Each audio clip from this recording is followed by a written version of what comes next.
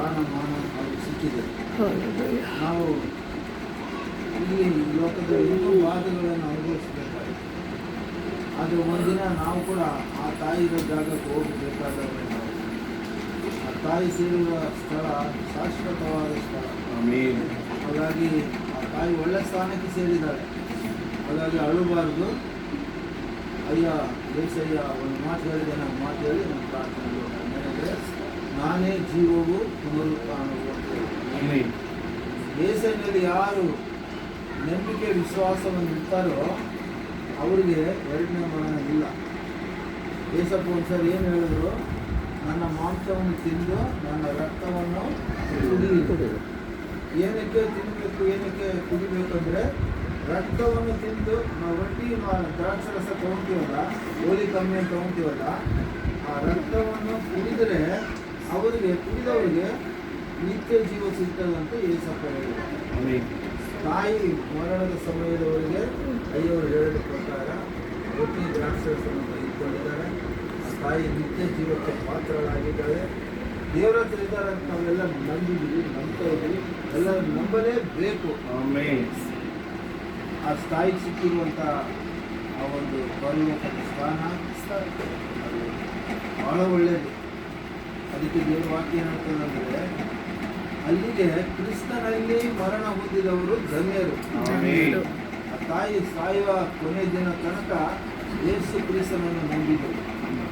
ಅವರೇ ನನ್ನ ತಂದೆ, ಅವರೇ ನನ್ನನ್ನು ಪರಲೋಕಕ್ಕೆ ಕೊಂಡೊಯ್ಯುವ ದೇವರು ಅಂತ ನಂಬಿದರು. ಆ ನಂಬಿಕೆ ಆಕೆಯ ಜೀವನದಲ್ಲಿಟ್ಟಿರುವಂಥ ಯೇಸುವಿನ ಮೇಲೆ ವಿಶ್ವಾಸವನ್ನು ನಾವು ಸಭೆಯವರು ಸಾಕ್ಷಿಯಾಗಿ ನಾವು ಜ್ಞಾಪಕ ಮಾಡಿಕೊಳ್ಳಬೇಕು. ಇವರು ವಾಕ್ಯ ಹೇಳ್ತದೆ, ಯಾರು ಯೇಸುವಿನಲ್ಲಿ ನಂಬಿಕೆ ಇರ್ತಾರೋ ಅವರು ನೀತಿವಂತರು. ನೀತಿವಂತರನ್ನು ಜ್ಞಾಪಕ ಮಾಡಿಕೊಳ್ಳಲು ನಮ್ಮ ಸಭೆಯವರಿಗೆ, ಮಕ್ಕಳಿಗೆ, ನಮ್ಮೆಲ್ಲರಿಗೂ ಆಶೀರ್ವಾದ. ಅದು ದೇವರ ವಾಕ್ಯ ಹೇಳ್ತದೆ. ನೀತಿವಂತರನ್ನು ನಾವು ಈ ಸಮಯದಲ್ಲಿ ಜ್ಞಾಪಕ ಮಾಡಿಕೊಳ್ಳಿಕ್ಕಾಗಿ ಸಭೆಯಾಗಿ ಕೂಡಿ ಬಂದಿದ್ದೀವಿ, ಸೇರಿ ಬಂದಿದ್ದೀವಿ. ತಾಯಿನ ನಾವೆಲ್ಲರೂ ಜ್ಞಾಪಕ ಮಾಡಿಕೊಳ್ಳಬೇಕು. ತಾಯಿಗೆ ಒಳ್ಳೆ ಸ್ಥಾನಮಾನ ಸಿಕ್ಕಿದೆ. ಹಾಗಾಗಿ ಯೇಸು ಕ್ರಿಸ್ತನು ಸಿಲುಬೆಯಲ್ಲಿ ಮರಣ ಹೊಂದದೆ ಹೋಗಿದ್ರೆ ನಮ್ಗೆ ರಕ್ಷಣೆ ಇಲ್ಲ. ಹಾಗಾಗಿ ಏಸಪ್ಪ ಪರಲೋಕವನ್ನು ಬಿಟ್ಟು ಭೂಲೋಕಕ್ಕೆ ಬಂದು ಪಾಪಿಗಳನ್ನು ಹುಡುಕಿ ರಕ್ಷಿಸಲಿಕ್ಕಾಗಿ ಬಂದಂಥ ರಕ್ಷಕನು, ಲೋಕ ರಕ್ಷಕನು, ನಮ್ಮೆಲ್ಲರಿಗೂ ರಕ್ಷಣೆ ಕೊಡಲಿಕ್ಕೆ ಬಂದಂಥ ದೇವರು. ರಕ್ಷಣೆಯಿಂದ ನಿತ್ಯ ಜೀವದಿಂದ ಪರಲೋಕ. ಆ ಸ್ಥಾನಮಾನ ನಮ್ಮೆಲ್ಲರಿಗೂ ಸಿಕ್ಕಿಸಿ ಕೊಡಿಸಿ ಅಯ್ಯವರು ನಮ್ಮನ್ನು ಆಶೀರ್ವಾದ ಮಾಡಿ ಮಾರ್ಗ ತೋರಿಸಿ ಹೋಗಿದ್ದಾರೆ. ನಾನೇ ಮಾರ್ಗ, ನಾನೇ ಸತ್ಯ, ನಾನೇ ಜೀವವೂ ಆಗಿದ್ದೇನೆ. ನನ್ನನ್ನು ಹೊರತು ಯಾರು ತಂದೆ ಬಳಿಗೆ ಬರಲಾರರು. ಸತ್ಯವನ್ನು, ರಹಸ್ಯವನ್ನು ನಮ್ಗೆ ತಿಳಿಸಿ ಹೋಗಿದ್ದಾರೆ. ಮಾರ್ಗವನ್ನು ಬಿಡಬೇಡಿ. ಎಲ್ಲರೂ ಕೂಡ ಇವತ್ತು ಸಭೆಯಾಗಿ ಎಲ್ಲರೂ ಜ್ಞಾಪಕ ಮಾಡಿಕೊಳ್ಳುವ ವಾಕ್ಯಗಳು, ಒಳ್ಳೆಯ ವಾಕ್ಯಗಳಿಂದ ದೇವರು ದಾಸರಿಂದ ನಮ್ಮೆಲ್ಲರ ಜೊತೆ ಮಾತಾಡೋದಕ್ಕಾಗಿ ದೇವರಿಗೆ ಸ್ತೋತ್ರ ಸಲ್ಲಿಸೋಣ. ಒಳ್ಳೆಯ ರಹಸ್ಯಗಳನ್ನು ಬಿಡುಗಡೆ ಮಾಡಿದ್ದಾರೆ, ತಿಳಿಸ್ಕೊಟ್ಟಿದ್ದಾರೆ.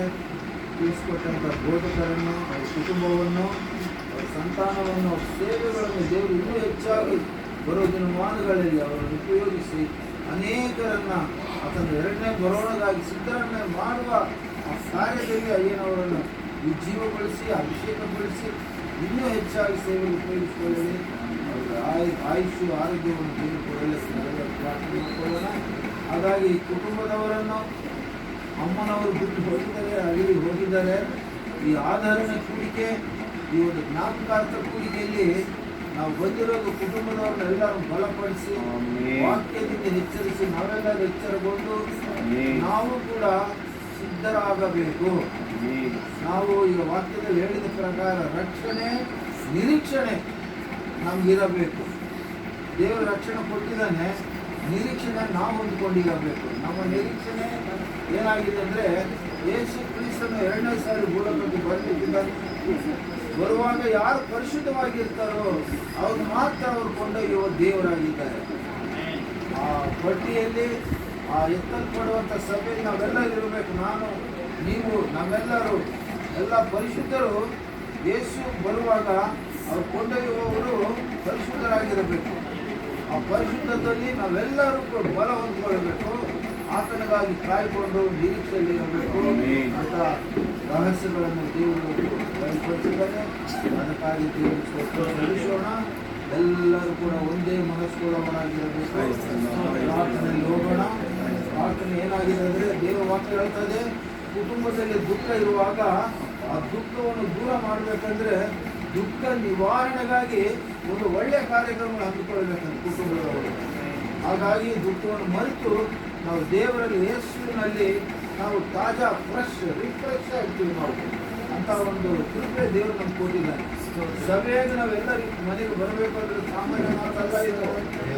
ಸಭೆಯ ಪಾಲಕರು ಈ ರೀತಿ ಆಯೋಜಿಸಿದರೆ ಎಲ್ಲರೂ ಬರಮಾಡಿ ಕುಟುಂಬದವರನ್ನು ಬಲಪಡಿಸಲಿಕ್ಕಾಗಿ ಎಲ್ಲರೂ ಕೂಡಿ ಬಂದಿದ್ದೀವಿ. ಈ ಕುಟುಂಬದವರನ್ನು ಆಧರಿಸಲಿಕ್ಕಾಗಿ ಬಂದಿದ್ದೀವಿ. ಆಧರಣಕರ್ತನಾಗಿರುವಂಥ ಯೇಸಪ್ಪನನ್ನು ಬೇಡ್ಕೊಳ್ಳಿಕ್ಕಾಗಿ ಬಂದಿದ್ದೀವಿ. ಈ ಕುಟುಂಬದಲ್ಲಿ ನೀನು ಯಜಮಾನನಾಗಿರು, ಒಡೆಯನಾಗಿರು, ರಕ್ಷಕನಾಗಿರು, ಲೋಕರಕ್ಷಕನಾಗಿರು. ಕುಟುಂಬದವರು ಸಂತೋಷದ ಕಡೆಗೆ ನಡೆಸು ದೇವ ಅಂತ ನಾವು ಬೇಡಿಕೊಳ್ಳಕ್ಕಾಗಿ ನಾವೆಲ್ಲರೂ ಬಂದಿದ್ದೀವಿ. ಪ್ರಾರ್ಥನೆಯಲ್ಲಿ ಹೋಗೋಣ.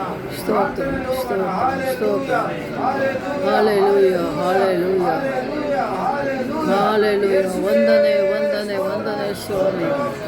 ಯೇಸಪ್ಪ ನಿನಗೆ ಸ್ತೋತ್ರ ಸ್ವಾಮಿ. ವಂದನೆ ವಂದನೆ ದೇವ, ದೇವಾದಿ ದೇವ, ರಾಜಾದಿ ರಾಜ, ಮಹಿಮೆಯುಳ್ಳ ರಾಜ, ದೇವ, ಸರ್ವಶಕ್ತಿವಂತನೇ, ಸರ್ವೋನ್ನತನೇ, ಸರ್ವಾಧಿಕಾರಿ ಯೇಸುವೇ, ನಿಮಗೆ ಸ್ತೋತ್ರ ಸಲ್ಲಿಸುತ್ತೇವೆ. ಈ ಸಾಯಂಕಾಲ ಸಮಯದಲ್ಲಿ ಇದು ನಿಮಗೆ ಚಿತ್ತವಾಗಿದೆ. ಈ ಕುಟುಂಬದಲ್ಲಿ ಸಭೆಯಾಗಿ ಸಭಿಕರು ಎಲ್ಲರೂ, ಸಭಾಪಾಲಕರು, ದೈವಜನರು ಎಲ್ಲರೂ ಕೂಡಿ ಬರಲಿಕ್ಕಾಗಿ ನೀವು ಏರ್ಪಾಡು ಮಾಡಿದ್ದೀರಿ ನಿಮ್ಮ ಪ್ರಣಾಳಿಕೆಯಲ್ಲಿ, ನಿಮ್ಮ ಚಿತ್ತದಲ್ಲಿ. ಹಾಗಾಗಿ ಇಲ್ಲಿ ಬಂದು ನಿಮ್ಮ ವಾಕ್ಯಗಳನ್ನು ಧ್ಯಾನ ಮಾಡಿದ್ದೀವಿ ಸ್ವಾಮಿ. ನಿಮ್ಮ ವಾಕ್ಯಗಳನ್ನು ನಾವು ಅಭ್ಯಾಸ ಮಾಡಿದ್ದೀವಿ ತಂದೆ. ನಿಮ್ಮ ವಾಕ್ಯಗಳನ್ನು ನಾವು ಜ್ಞಾಪಕ ಮಾಡಿಕೊಂಡಿದ್ದೀವಿ ತಂದೆ. ಈ ಕುಟುಂಬದವ್ರನ್ನ ಬಲಪಡಿಸು ಆತ್ಮದೇವರೇ, ಪರಿಶುದ್ಧ ಆತ್ಮದೇವರೇ, ನೀವು ಸಂತೈಸುವ ದೇವರಾಗಿ ದುಃಖದಲ್ಲಿರುವ ಈ ಕುಟುಂಬದನ್ನು ಸ್ವಾಮಿ ದುಃಖ ನಿವಾರಣೆ ಮಾಡಿ ಸಂತೋಷ ಕಡಿಮೆ ನೀನು ನಡೆಸು ತಂದೆ. ನಾವು ದೇವ